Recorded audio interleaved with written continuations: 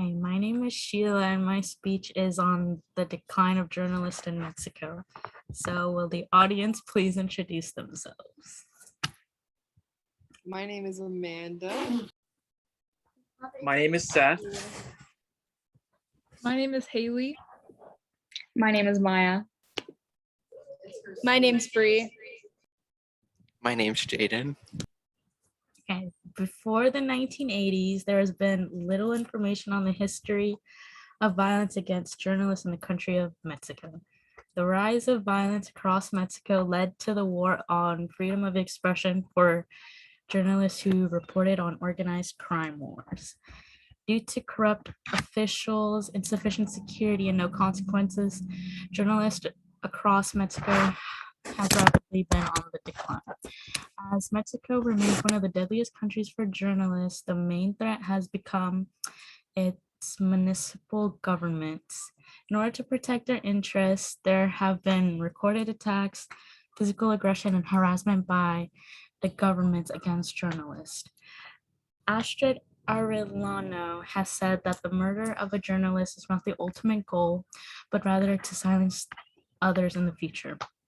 Mexico's president, Andres Manuel Lopez Obrador, has continuously called out journalists, not making it any easier for them to be protected.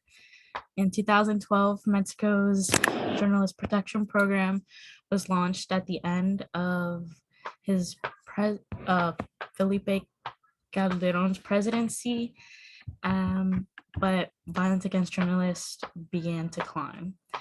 Although the Mexican government runs the federal mechanism for the protection of human rights defenders and journalists, there has only been 22 convictions with 3,000 investigations initiated since 2012.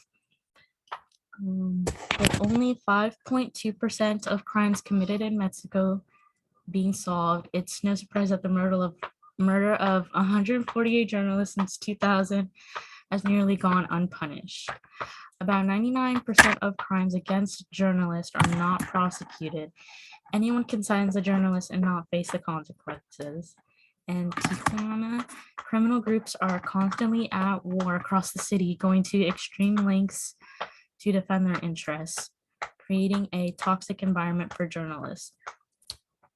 While statistics continue to rise for Mexico, protesters have urged the president to end violence towards media workers.